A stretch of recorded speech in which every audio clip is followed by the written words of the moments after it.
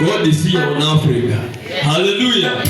Is enough in Africa. When Jesus came home, he came down from heaven.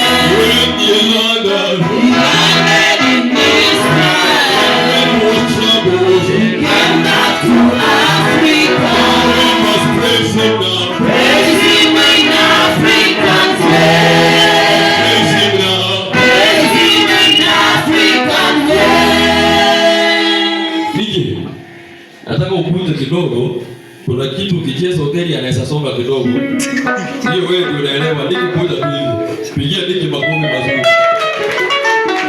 Unajua hao wote ni ndugu zetu. Niki nataka niguse kitu. Sawa, weka mapega yako namna hii. Weka mapega namna hii. Weka mapega namna hii. Unaona nimeweka hivi.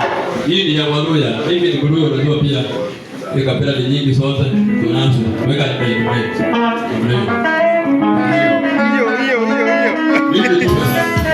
Thank you.